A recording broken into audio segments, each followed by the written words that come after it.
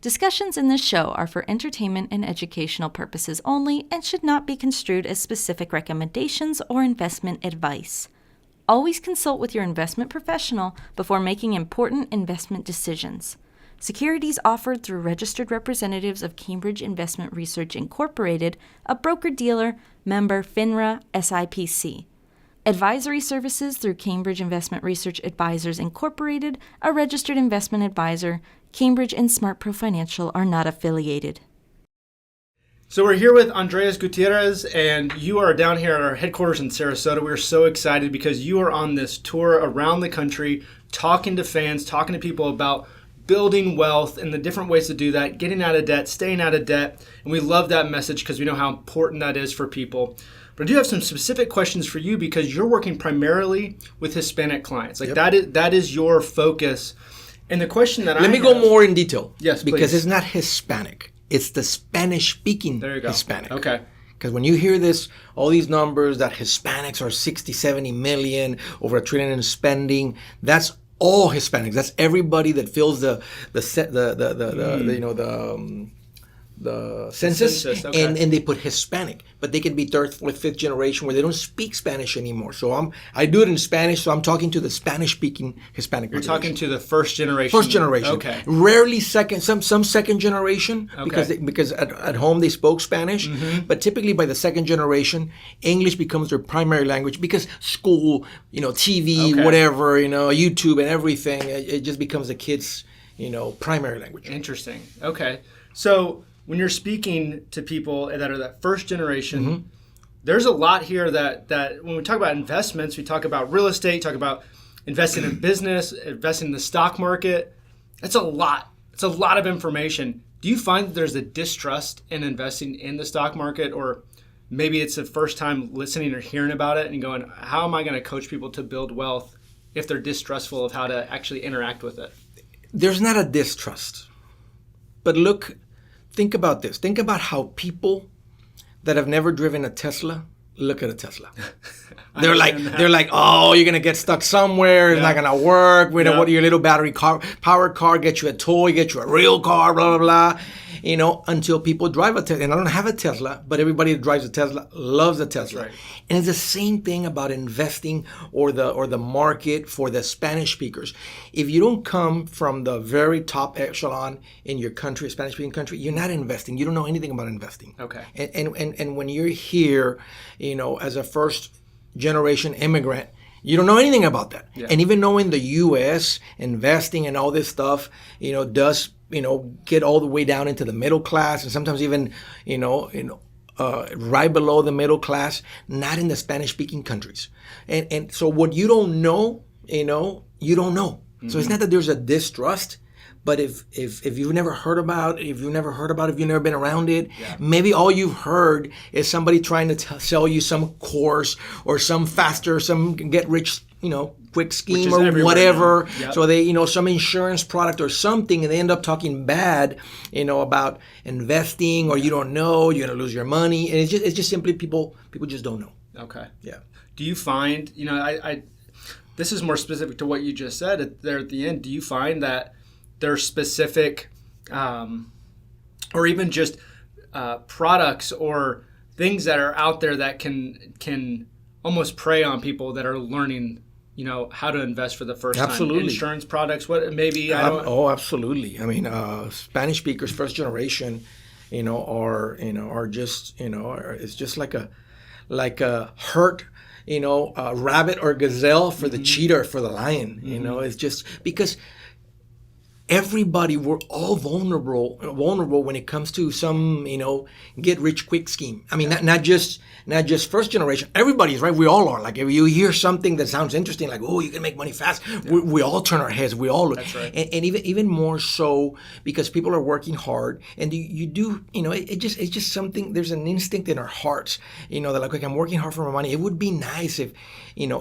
my money would work hard for us. Yeah. So when that enters your mind, your heart, especially today with everybody has a phone on their hand, and it's opened up it's been an amazing tool, right? Because so many people saying the right things, are getting to everybody, but there's also you know, the bad apples, you know. Yes. And Hispanics have really, you know, swallowed that pill, you know, on get rich quick, and you know, and they've lost. I don't want to use. I hate the word victim, but right, they've been victimized, and once that happens you're like, anything that comes from anybody with a tie or anybody that speaks, it's all, you know, it's all a lie. Don't trust it. You know, one time I got in a 401k and I took my money out and they kept so much or whatever because of not knowing, right? Yes. Made a huge, you know, just because of not knowing. So typically it's ignorance what ends up, you know, hurting, you know, this community. Okay. So do you find that once, let's say somebody goes, you know what, I'm in a position to invest. I'm not distrustful, like you said. I don't. It's just I've learned some information. I want to grow wealth. I've plugged into what you guys are doing, what you've been talking about now for 14 years on the radio. I want to invest. I want to take that step, or maybe I'm starting to.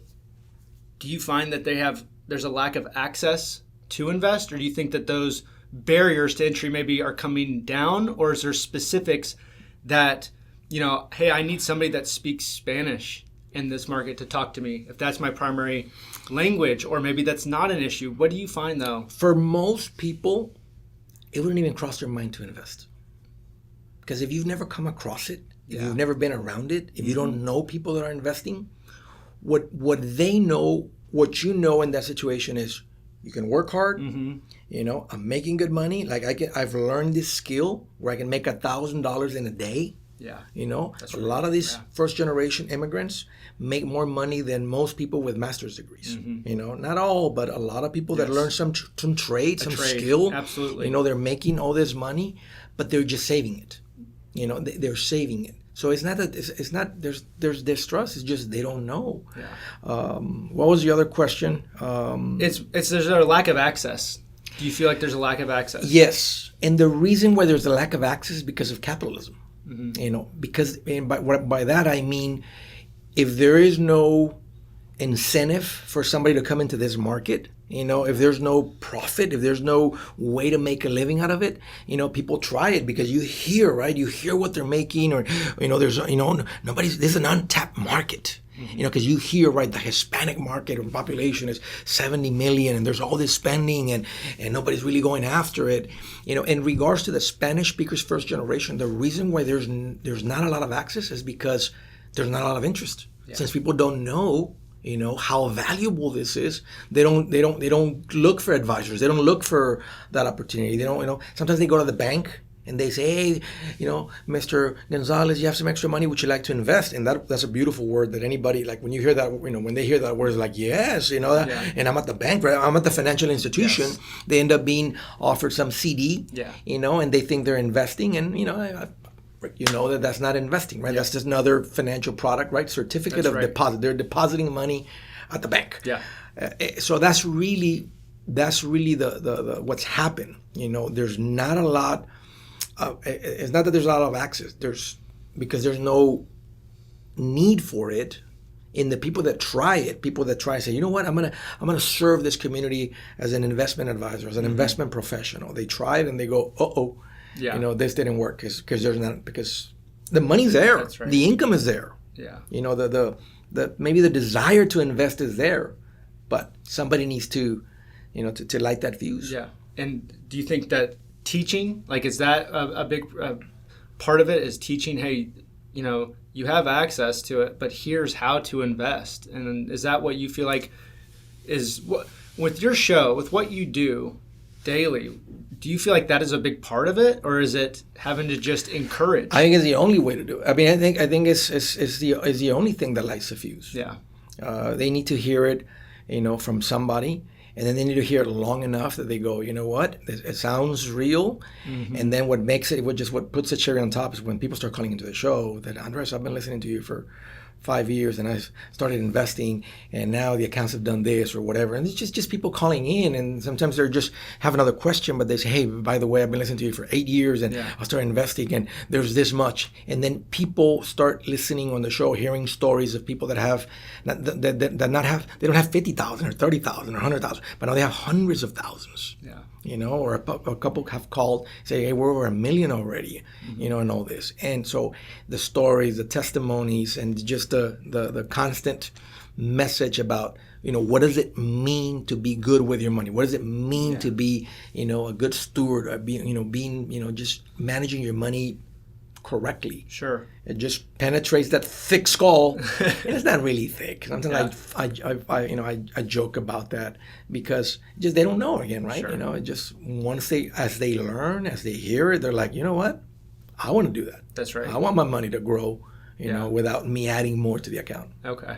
Well, do you find, when people are coming here, you said first generation, that's your audience, first, maybe second generation. It's Spanish speaking. You're doing this radio show in Spanish. Yes. Your books in Spanish, your live events in Spanish. So this is your target audience, right? Are these people that are first time, first generation Americans coming here.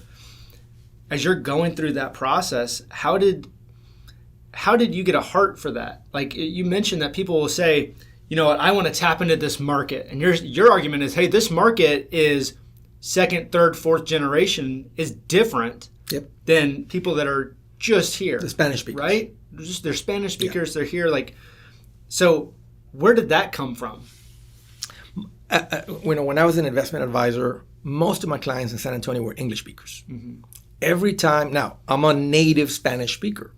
So anytime somebody, a family, a couple would come in as Spanish speakers, I can say 99.5% of the time, they were in a mess. And when I say in a mess, not only were they not investing, they were in debt. They're just living like most people in this country, paycheck to paycheck, making their payments, their credit card payments on time, not a lot of savings, no investing, or some investing without any knowledge.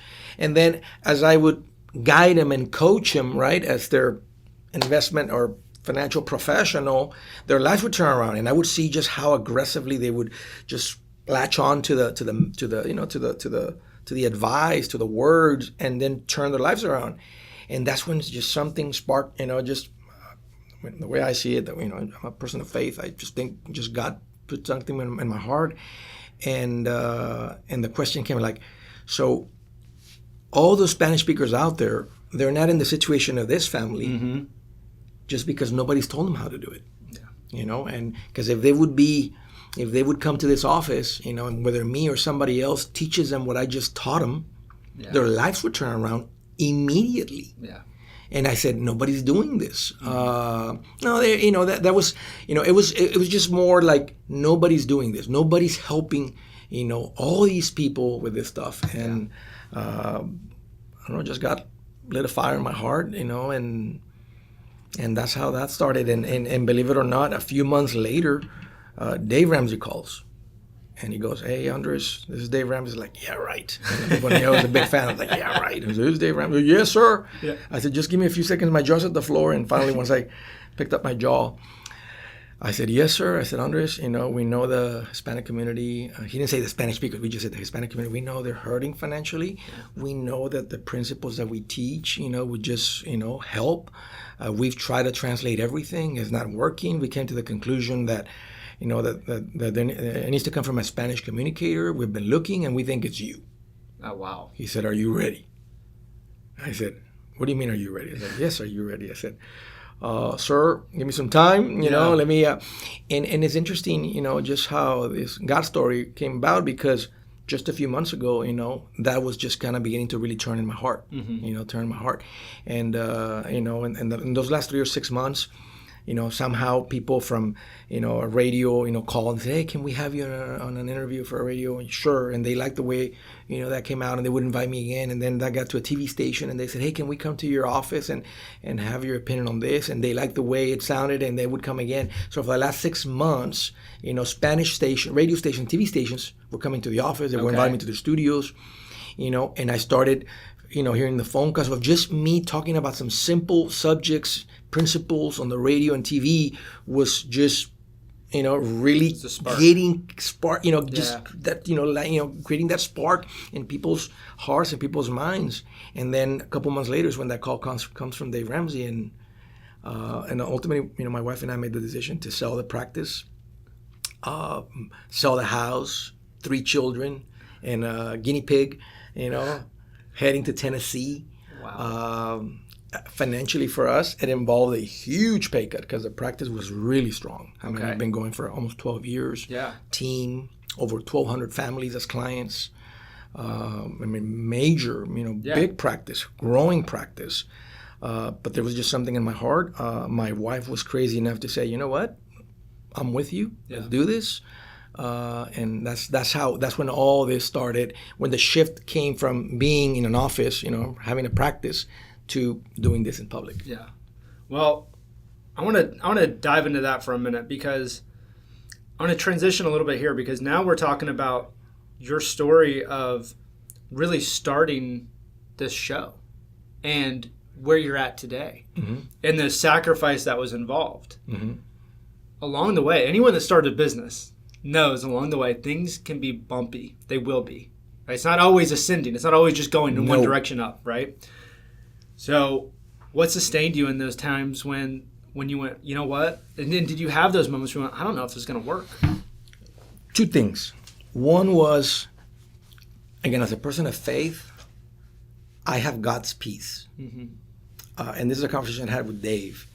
Because when I was making the decision, I said, Dave called again. He said, Andres, where are you with all this? I said, I'm having a hard time with it. He said, why? I said, one, it's really not the pay cut. Because obviously, and even though I was being, I was joining Dave's team to lead the Spanish team, in a leadership position, obviously to be the face of this thing. But just, just the transition was a lot, moving the family, being away from, being away from family. And I said, I'm having a hard time also having a boss. I said, look, I run this practice, and this thing's working over here. And I never saw myself, I told Dave, I never saw myself doing anything else. I mean, I knew I was going to be, an investments, a financial professional for the rest of my life. I enjoyed doing that. Yeah. I had a good time with my clients, but this thing has stirred up in me. And he said, Andres, I understand. I said, he said, if you find God's peace about it, it would be, I think it could be awesome, to help this community. And so that was one of the, just in prayer and just asking God if this was, that what we were supposed to do. My wife and I, we felt that we got confirmation, and God's peace meant also that if we made this decision, if it didn't work, we would be okay with it. Because we knew we had, we had God's peace about making the decision. The other part is that I wasn't just, a teacher of the principles. I mean, my wife and I live these principles. I mean, to the T. Okay. Like we crossed the T's and dotted the I's and whatever, all of that stuff. So when we made the decision, we were financially very strong. We had been debt free for a while.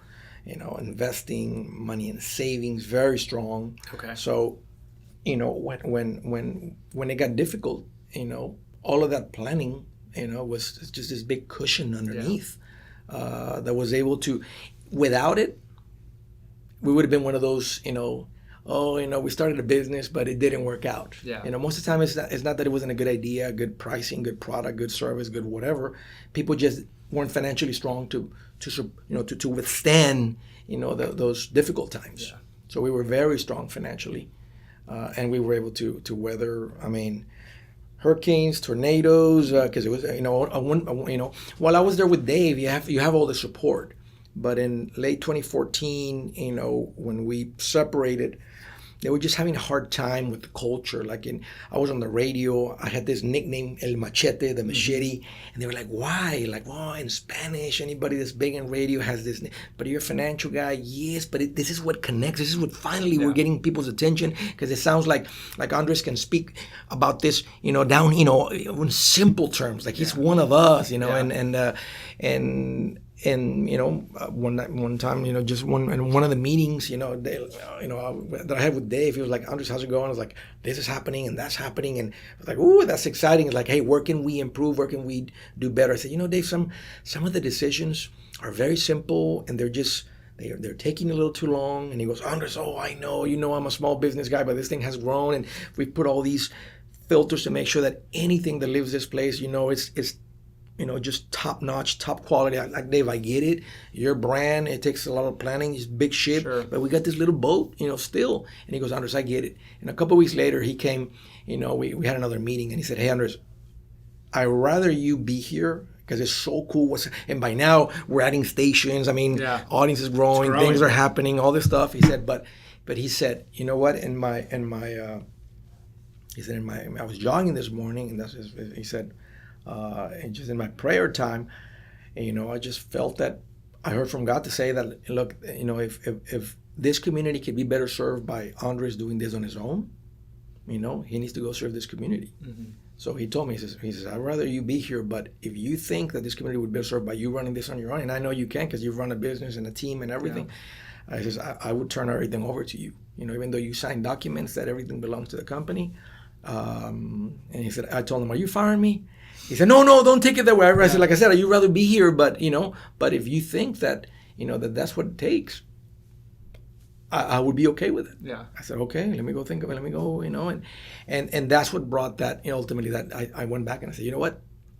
I'm going to take you up on that offer. Yeah. I'm going to go do this on my own because we need to be able to make these adjustments to reach this community, really serve them. And that, that was in late 2014. So since then, had to put a team together, and that's when, it got really complicated. Yeah. Did you ever feel, though, in that moment of transition of 2014 of, hey, if you want to take it, here you go. And I know your reaction was, am I being fired? But did you I was joking, but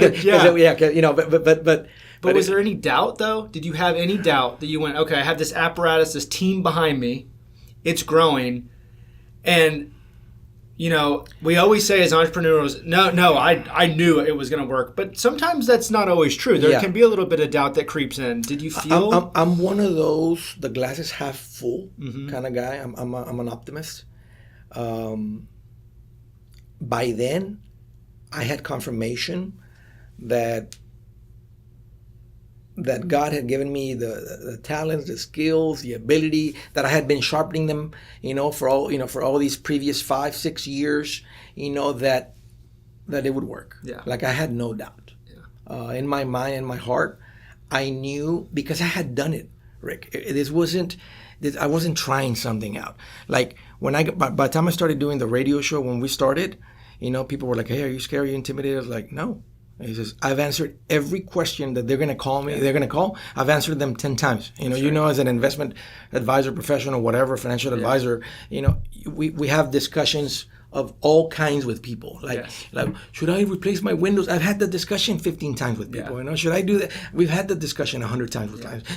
What about my grandkids? I've had the discussion. So it wasn't difficult for me, to take questions, because I had been answering those questions for 12 years with over 1,000 families. Mm-hmm. So I knew that I could do it, but it still was very difficult, not having that monster apparatus. Over there's an accounting department, there's a human resources department, there's a shipping department, there's a creative department, there's a development department.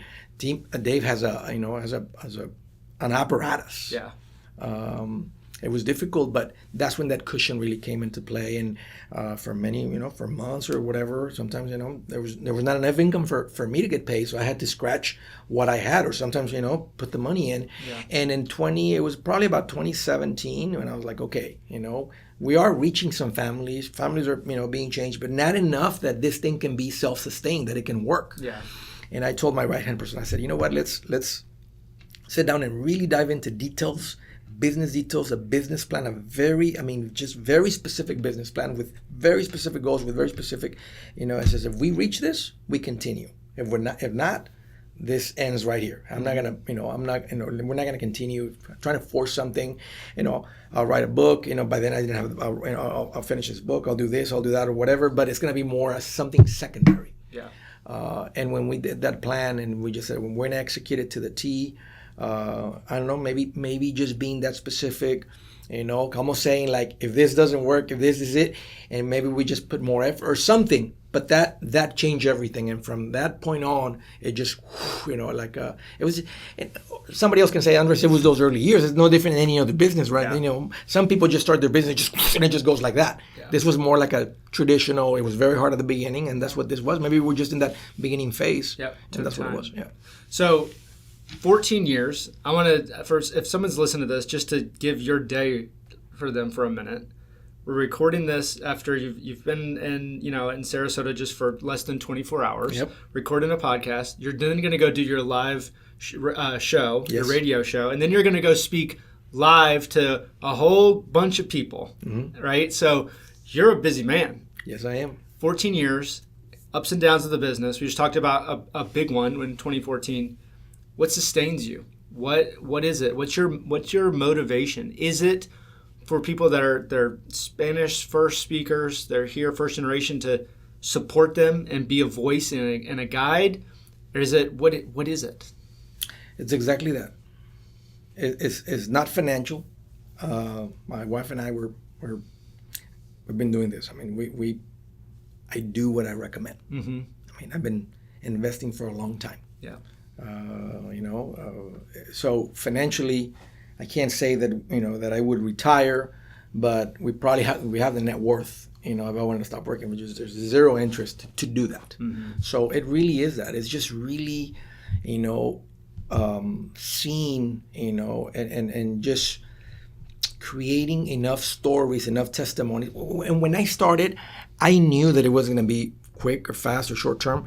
I said it's going to take one generation, for this thing to be, which is about 20 years. Yeah. That if I can do this for 20 years, I said there's going to be a whole generation of people that heard this. Mm-hmm. There's going to be enough stories, Yes. enough families turn, that if after 20 years I'm gone, that what do you call the flywheel? Yeah. It's going to have enough momentum to just keep going, like a snowball, continue to roll, and just it's not going to stop. But I said it's not going to take 5 years, 10 years. I said it's going to take a generation. Yeah. So I'm at about 14 years. Okay. So there's about another 6 years, to see 20 years, where I think if after 20 years, because of my health or some other reason, I stop, I think that there would have been enough effort on my side and God's, blessing over it, Yeah. that I would probably see that flywheel continuing to just turn. Yeah. Have you had the experience where somebody you talked to years ago called into your show, you talked to them through their situation, gave advice, you guided them in the right direction, and they called back and had success? If somebody listens to the show, those calls are coming in all the time. Yeah. And sometimes I can't take enough calls, but the calls are coming into the show, the comments are coming in, people wait, at the end of a show when we're finishing, at 10:30 at night, we start at 8, we do the shows at 8. Now during the week, earlier you said something, Andres, you work hard. I do, Rick, but it's not out of control. Mm-hmm. As that, and now in my 40s, I asked a lot of my clients, were not young people. They were 50 plus, when I was, before doing this in public. And when I would meet with people in their 70s or 80s or whatever, Yeah. I always said, hey, if you could go back, what would you do different? What do you, what would you do different? So almost everybody said, I work too hard. I did. Yeah. So, and it's hard not to, but I try to put a stop in my workday. The reason why I'm here during the week doing the events is because somebody said, hey, on Friday would work, and Saturday would work better. But then that means I have to work Monday through Friday and then travel and be away for the weekends. Yeah. I got kids, so I do work hard during work hours. Yeah.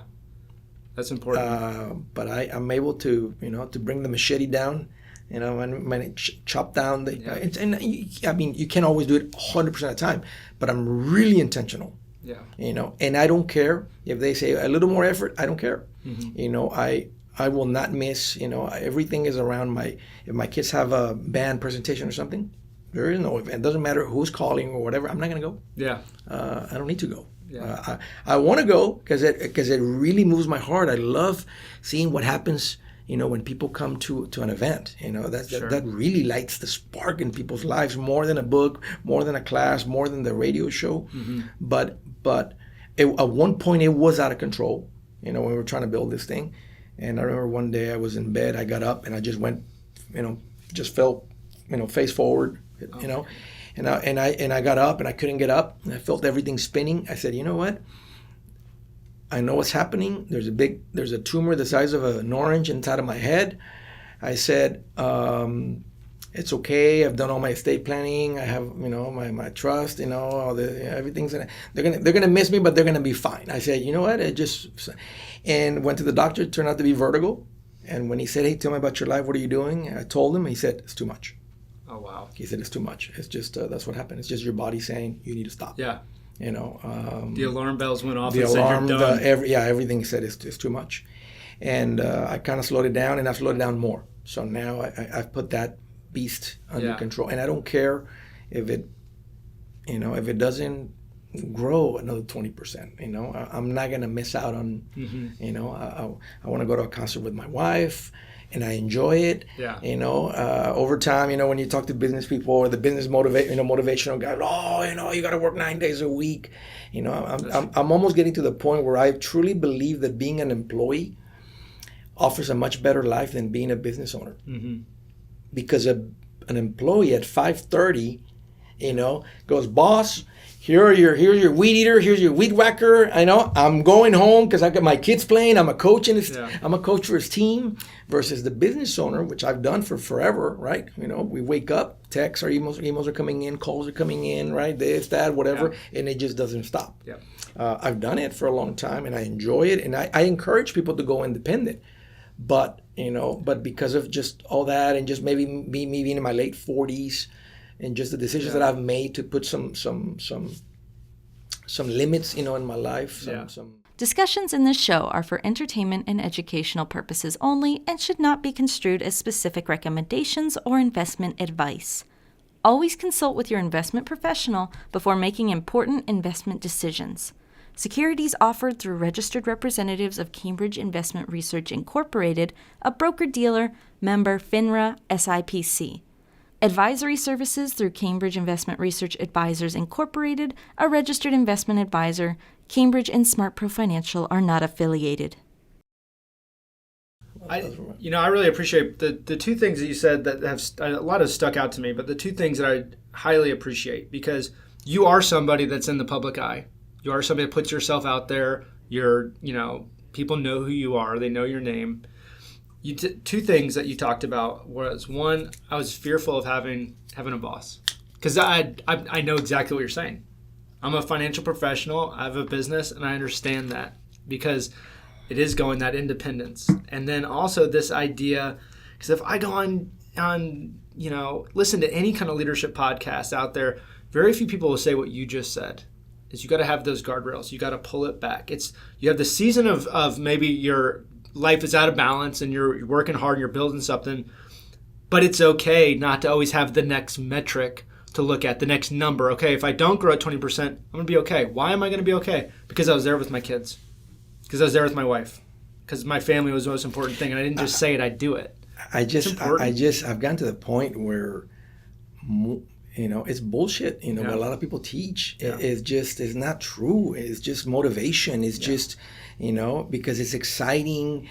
But, there's a question that I ask my audience sometimes, and I say, if I would ask your child, what would he rather have? A 3-bedroom, 2-bathroom house, with a present dad, or a 5-bedroom, 4-bathroom house, with a dad that he doesn't know.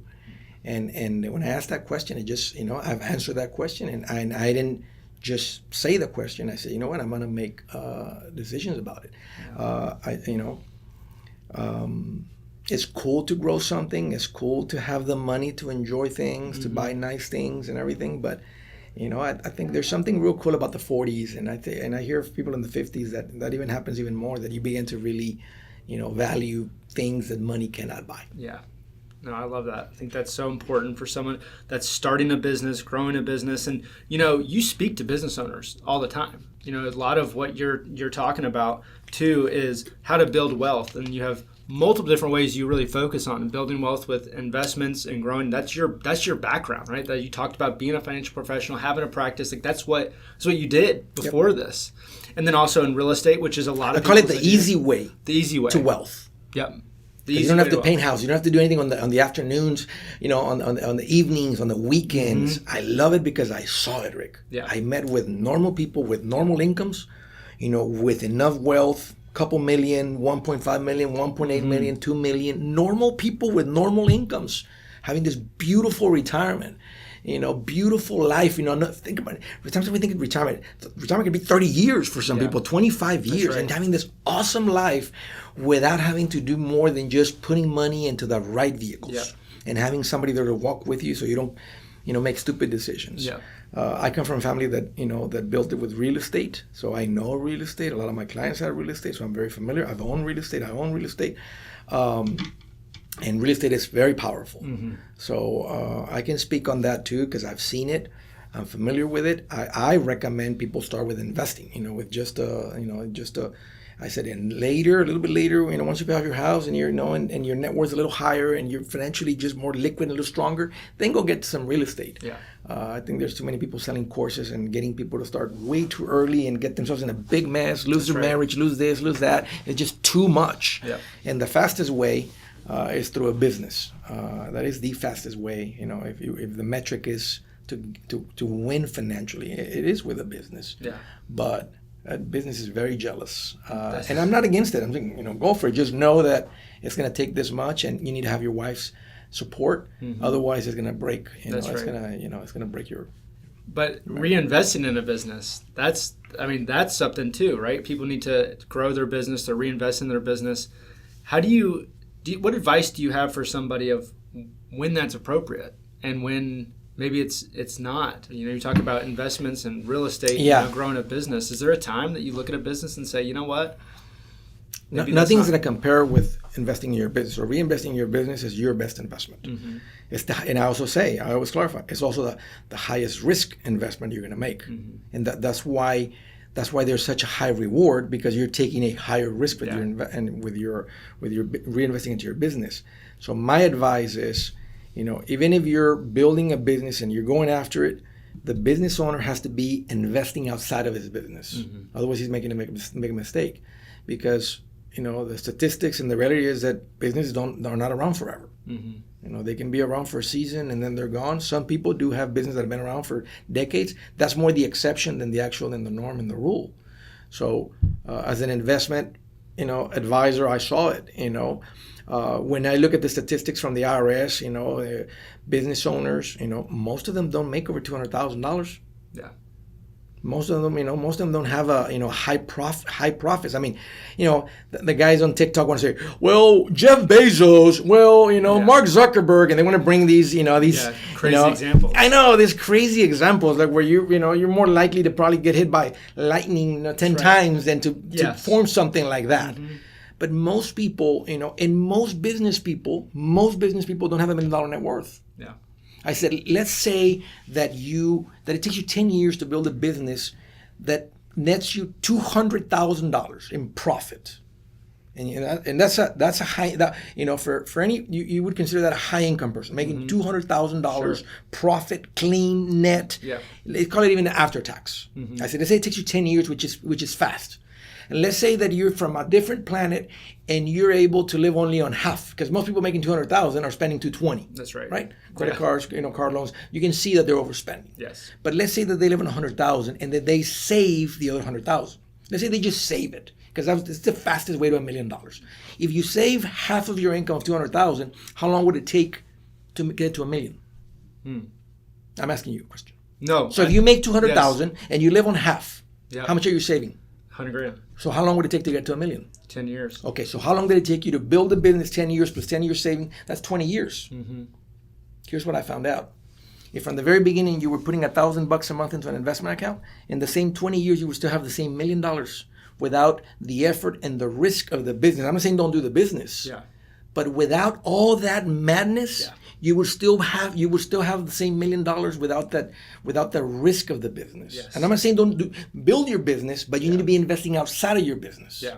Not a lot of, just enough that your investment advisors that you do the calculations that if you do this, this will put you, towards financial independence. This is enough to get you to financial independence. Everything else, reinvest in the business. But put enough out here that if something happens with the business, you're still financially independent. And that's a problem for a lot of business owners and people that are creating is they never, I see this all the time, whether it's people in real estate, people that own a traditional business, brick and mortar business or whatever, they're not investing in any kind of investment other than the business. Yeah.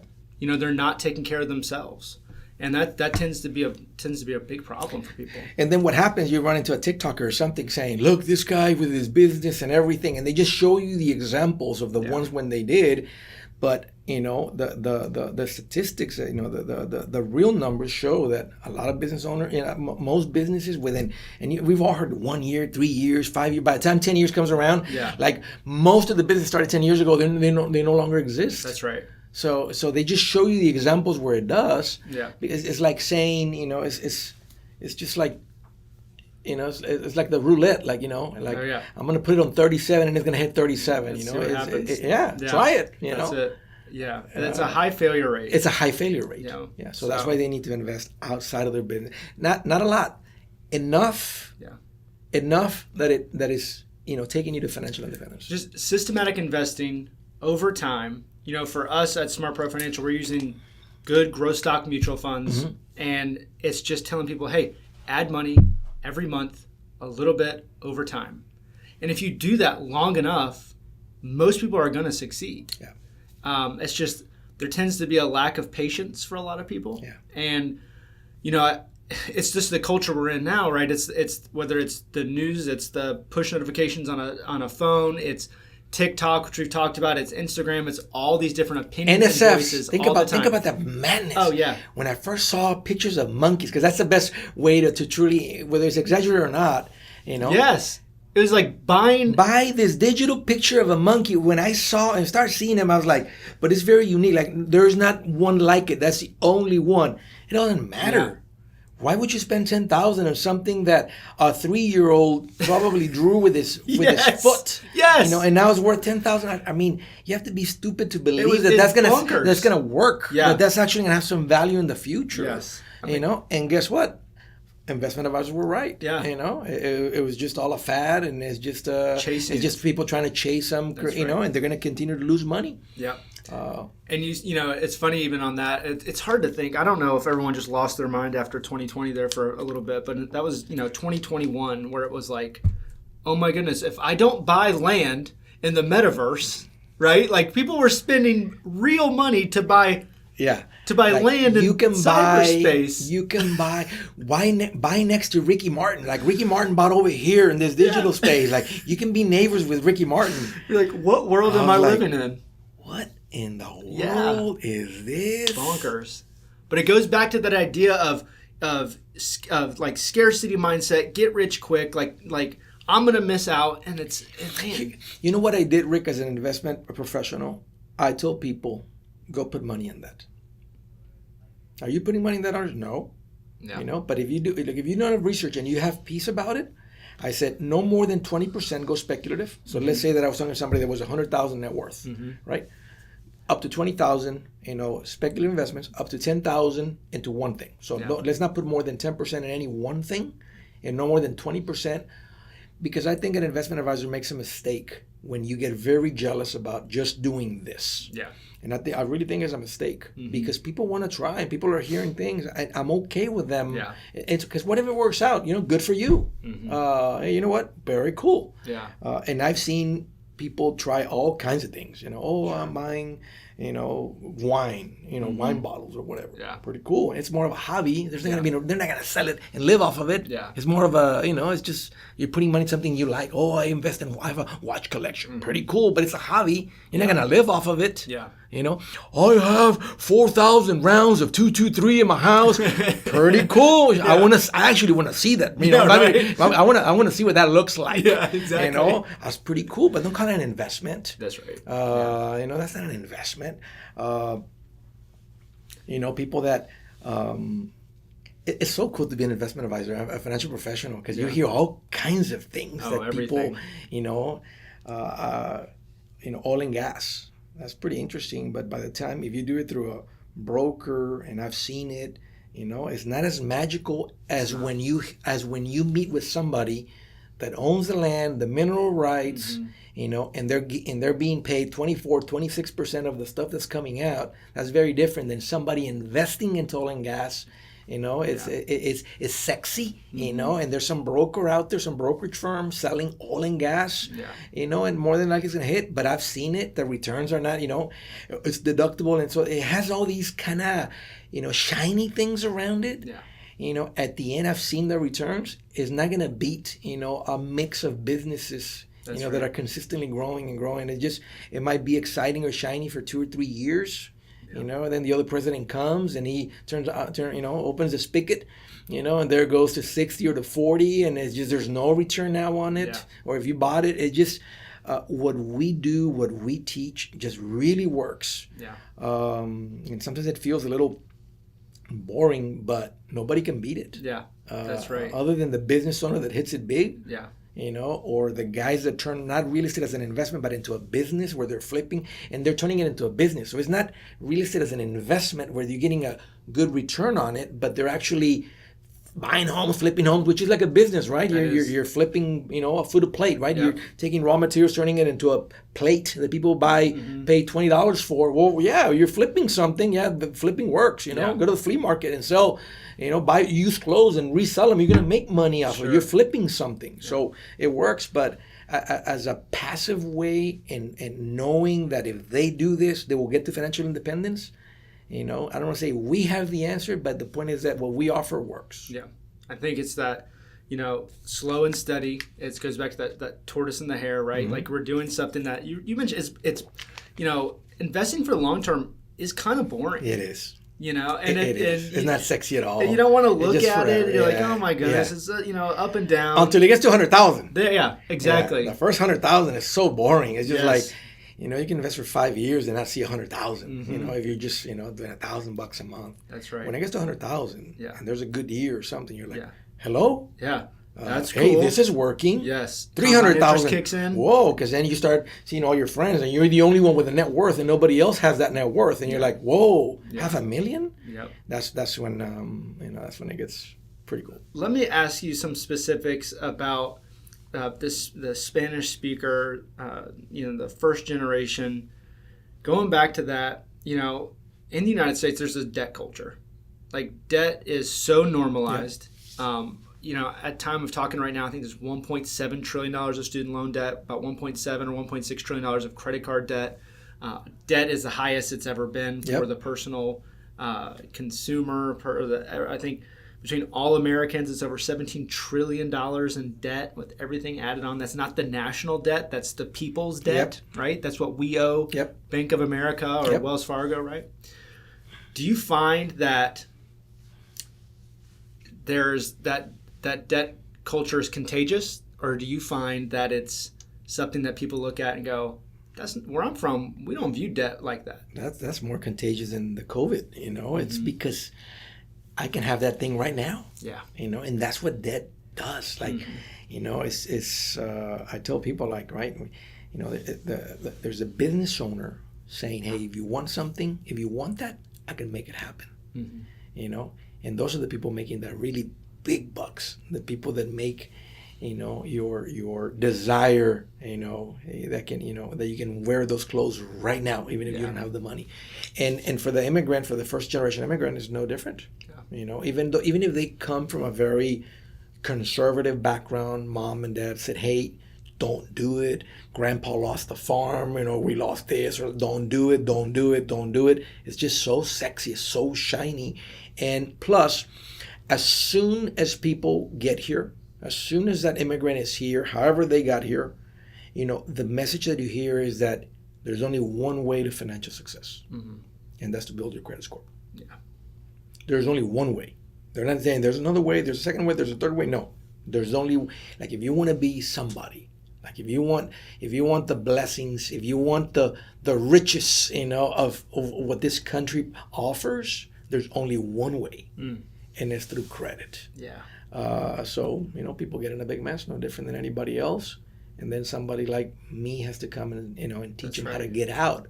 because otherwise they'll just lose hope. And some people have gone back to the countries and go, you know what?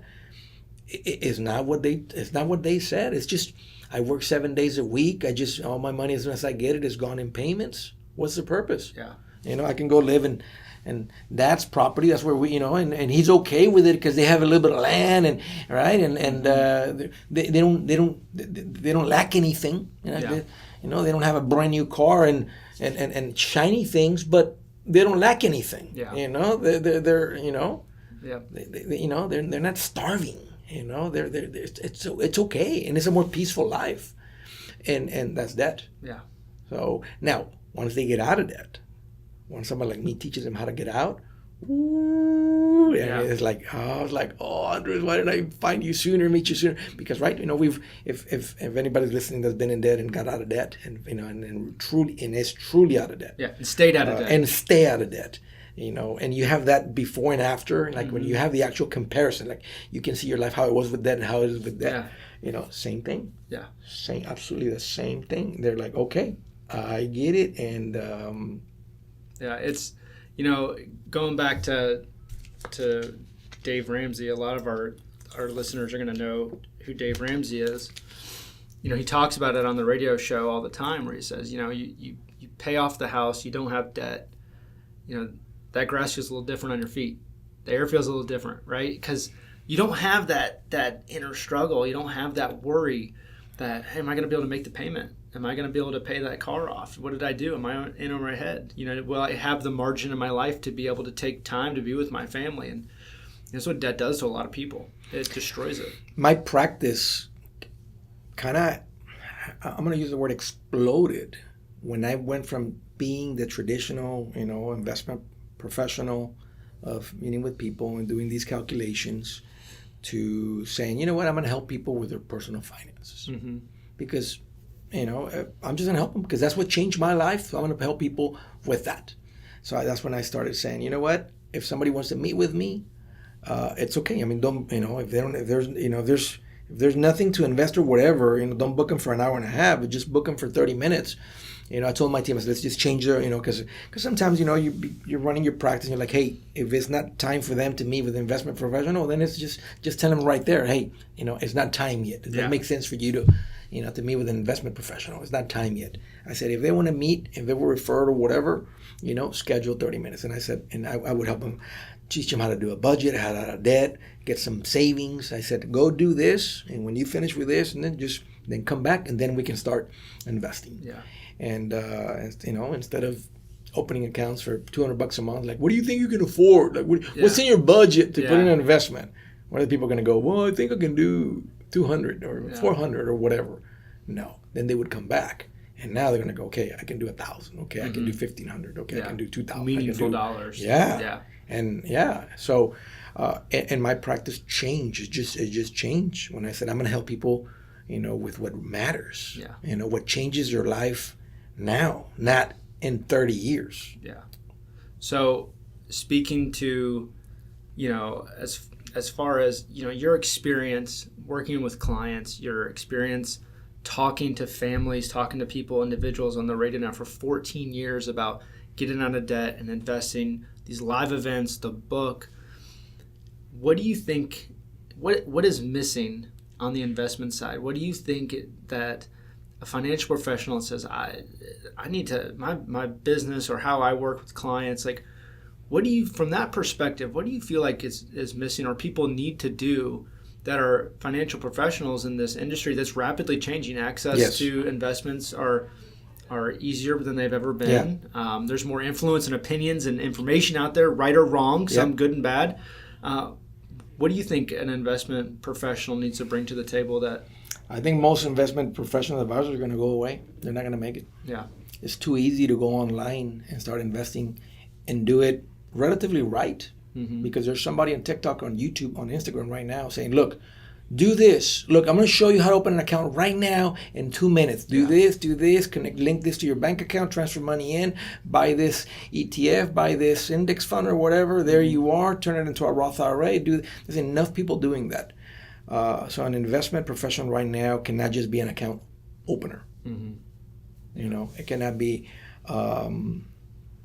you're not going to compete. And just and that's where is this going to be like the taxi industry that Uber came and just I don't think so. Yeah. I think the investment advisors here to stay. I think most are not going to make it because they don't bring enough value to the clients. They can't prove enough value. Yeah. If you just open accounts and you say, well, even if you're a friendly guy and you're a really cool guy to talk to and like, hey, tell me about your kids, tell me about this. Oh, it was nice to meet him. If you don't bring value as a financial guy, you're not gonna make it. Yeah. Because the guy on TikTok is gonna teach that person how to open an account. Yeah. Is he gonna teach him how to not take the money out when no? And people are gonna make mistakes, and that's the difference between having an investment. Even Vanguard put out that they did their research. Now they're offering fee-based advisors or whatever because they said, hey, our research shows that people with an advisor have a 3% per year return higher than people without an advisor. That's right. So the proof is there, but people don't know. Yeah. People don't know. If you just sit down with a guy, now if the investment advisor can sit down with a person and answer their concerns, right? Teach them what does it mean, to be, to grow financially, to show them their net worth growing, not just to open the accounts and explain a mutual fund, the returns, or, you want to impress them by talking about the risk, of this investment versus that index or whatever. All the textbook words, right? All those textbook fancy, all that stuff that sounds fancy is not enough. Yeah. You need to be able to help people with their their home purchase, with their business decisions, with the full picture, with their insurance stuff, with like really be a financial guy, right? Because that's what I think. When I think I'm gonna go meet with because I put myself as a client. Okay, I'm gonna schedule. I have this meeting scheduled with this financial guy. Yeah. Yes, I'm with his investments, but when I think financial person, I'm imagining somebody that can. And it might be, why would you have that expectation? Well, that's the expectation that I have, and that's what clients coming in. That's what their expectations are. Sure. They're meeting with a financial guy. Yeah. And so, and it's funny because your point is well taken. As a lot of people in the investment world say, I'm a financial professional, but I only talk about investments. Yep. And that's a piece of it. You talk about that with what you're doing. It's like, hey, there's 3 different ways that we talk about making money here, and there's businesses, and there's real estate, and there's investments, but then there's all the other things too that also protect it, like the insurance, making sure you have term insurance and you're covered. Like these are important things that are part of the total conversation that I just don't think enough people are having. And you did mention that it's so important to have somebody in your corner when hard times come, because we had some moments there in the market where there wasn't a lot of hard times. As 2008, 2009, you were in the business, you saw what happened. Oh, yes. And for a lot of people, that reality, they missed that because they just started investing maybe recently. And then 2022 happened. Yep. And that was their first experience of pain in the market, a real prolonged pain. And it was tough. And if you didn't have somebody that was in your corner, or you weren't plugged into the right influences of somebody saying, hey, stick with it, stay with it, this is okay. I'm thinking of a listener to your show going, all right, he's telling me that this is normal, this is okay, and because that's not, a lot of people, if they're not plugged into the right influences, they can't weather those storms of the ups and downs in the market. That's where the advisor earns, what he's charging, no, it's not just that. That's part of it. That's a big part of it. Because if we're not there, when those hard moments come, what value did you bring? Yeah. I mean, if they get out, what value did you bring? You didn't grow their net worth, Yeah. If somebody trusts you to go help me, okay, you're my investment professional, and their net worth is not growing every year, you're not worth it. Yep. You're not worth it. Yeah. No matter what you charge. That's right. You're not worth it. It's interesting. I've heard you speak about net worth a lot. You're not talking about investments. You're talking about net worth. Net worth. The big picture. The big picture. Why does that mean so much to you? I like simple things. The slogan, for Pax Financial Group, which was the the firm that I started and then sold to do this. The slogan, what I had on my T-shirts, embroidered, it said complexity made simple. Mm-hmm.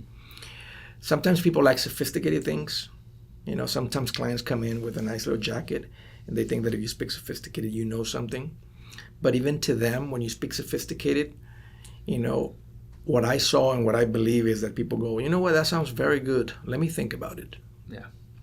But when things are simple, when things are very simple, and you grasp the concept, you grasp the principle, people go, I get it, I'm ready, let's do it. Mm-hmm. Not motivation, not this, that just simple. When people grasp the principle, they get it. I think one of the simplest ways to communicate, what your responsibility as a dad, as a mom, as a leader of your family, financially, there's two things. One, to give them a good life today. Mm-hmm. That means, your son, your daughter is not seeing, your clothes on the street because you couldn't pay rent, because you couldn't make rent. Yeah. Or no electricity. So when you manage your money well, there's peace, there's financial peace at your home. Mm-hmm. That's one. And the other one is that you need to be growing financially. Yeah. And the easiest way to measure if you're growing or not is your net worth. Yeah. Right? If you have no money in the bank and you owe $20,000 in credit cards, your net worth is negative $20,000. You have a student loan with $80,000, you have $2,000 in the bank, your net worth is negative $78,000. Yeah. If you, as an investment advisor, investment professional, financial professional, whatever that title is, if you get them to zero, you've brought a lot of value to that family. Mm-hmm. You just haven't started investing yet. Yeah. And if you're a rookie, you probably said, hey, you're 26, let's start you with a Roth IRA at $50 a month because compound effect, compound interest. You're just a rookie. I mean, I have nothing against you. It's just you still need to go read a few more books on personal finances. Yeah. Instead of you need to bring value to that family. That's right. That family needs to get out of debt. Yeah. It's a minimum budget. But the point is that the net worth, to me, is a very simple way, to measure. Yeah. If things are changing for that family. Yeah. You know what? Right. 12 months ago we met. Your net worth was $100,000. Today is $120,000. Yeah. We grew by 20%. Now that can be just the value of the hound is, but it's going up. That's right. And when you see it, yeah, instead of just saying, hey, the funds that returned last year we had 14.2%. Yeah. Return to your accounts. Okay, just it's not enough to me. It's not enough. Yeah. No, I agree with that. I think that was something I picked up on talking to you here, but also, not in this setting. Just listening to how you're talking about growing the net worth, and that comes to making sure that you're not spending money on it's not all going to debt. You're able to invest, but also get those things paid off. Grow have a paid off home. Have these have some margin in your life. And your investments are part of it, but it's also just growing, not looking at the rate of return, but looking at the growth of the... It's also cool to tell people, I said, you know what? Now everything's stable in your life. You're out of debt. There's a big emergency fund. You're investing. I tell people, go blow the rest of it. Yeah. Just enjoy it. Yeah. Just enjoy the rest of it without feeling guilty about mm-hmm. it. Just go enjoy it because it's so cool to spend money that that is now earmarked to just enjoy it. That's, don't spend more than what's coming in. Yeah. So you cannot touch debt at all. Yeah. With what you have, with what's coming in, we're already investing some of it. Okay, now blow the rest of it. Mm-hmm. You want to grow a little faster? Okay, put a little bit more over here. It's not necessary. We're doing enough. If you wanted to finish early, it's going to take a little more, and we can run those numbers or whatever. But you know what? Everything's in order. Everything's in place, and it's so cool to get somebody to that point and to tell them, just blow the rest of it. Yeah. I tell people, I teach people, right? How do you become wealthy? How does somebody normal that doesn't have a mass super business become wealthy? I said, stop putting all of your money in things that go down in value. Yeah. Put some of your money on things that go up in value. Mm-hmm. I said, if I just teach you that, you don't need me to teach you the specifics about an investment of a mutual fund or whatever. And then I go, look, you even know what are the things that go down in value? And people go, and they start spitting out all the things that go down in value. Yeah. What are the things that go up in value? And they spit all the right things that go up in value. I said, you already know. Yeah, you know it. You figure it out. Just I don't need to tell you more. Just do this. Yeah. I said, and by the way, is it okay to put money in things that go down in value? I said, please shake your head, up and down and say yes. I said, as a matter of fact, living is going to a concert, to buying the shoes that you want, to going on vacation, to taking out your wife to eat, your kids to whatever, to Chuck E. Cheese. All that stuff, that's living. Yeah. If you're a big time, saver, right? And you like to, you're a tightwad. It's cool to save money, but your wife is not, or you are, but just, the point is that it's okay. And when people get that permission, I can feel, that in them that just because they think that this money guy, this financial guy in the front is gonna tell me, don't live, save everything, save it all, because what if, and what if the dollar, and what if the current administration, and what if we go into socialism, and like, man, that is so just to live a life like that is not, you can't do it. What a horrible way to live. Yeah, and you won't be able to sustain a financial plan. Like, you're not going to be able, if you're like that, and you're going, hey, I don't have any money earmarked to live life and enjoy it, you're going to burn out. And I think some investment advisors do a bad job, when they get to the client, and they say, okay, you're 42. Oh, so what do you need when you retire? Like, what would your life like? And they say, okay, you're going to need $10,000 a month. You're 42. Oh, we're going to need to invest $2,500 a month, $2,000 a month. And if you don't do $2,000 a month, you're not going to reach it. And they take all $2,000 a month. That was maybe, now they are dead. They just whatever, and they take all $2,000 a month. I think they did a bad job. Yeah, because they're putting that family, they're giving that family no margin. Yeah. I'd rather than put $1,000 a month and start building it and say, hey, you need to enjoy life too. Yeah. I think that's a bad advisor. That's a rookie advisor. Yeah. That sometimes, at one point I wasn't married and I didn't have kids as a financial professional or whatever. But I think that's somebody that not a rookie. It's just somebody that doesn't have the life experience. That's right. Or the experience, of just being a little older. And knowing behavioral finance a little bit, like knowing that, hey, you don't take it all. Because it's and they want to run like, the projections, even at 4%. One time there was a 20-year period, 30-year period where at 4% they wouldn't sustain it and all this, and running these super conservative calculations. Get people to start investing. Help them to grow their income. I said, you know what? Right now that everything's in order, go get that certification. It's going to take you a year. Go get that, that extra license. Go get this thing. Help them to have a higher income so there's more margin. Yeah, that's right.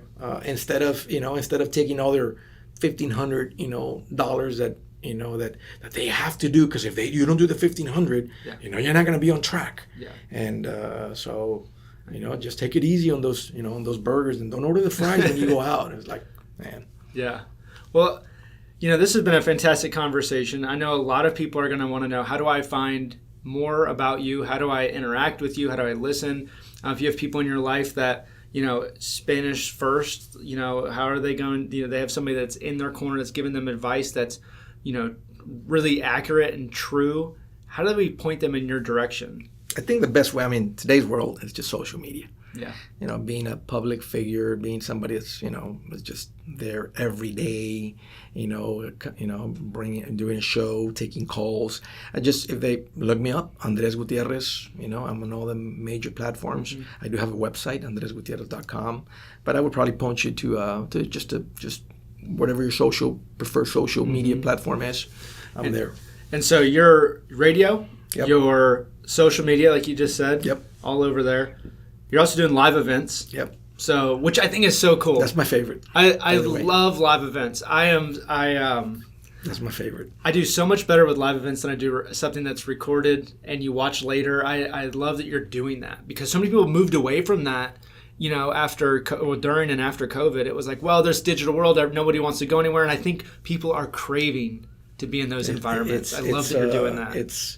To me, it's the most explosive way to learn to turn your life around. Yep. In any subject, not just financial. Marriage, parenting, business, mental health, anything that matters. I think an event is the most just explosive way. I think a course where there's group and accountability is the most effective way to live something out.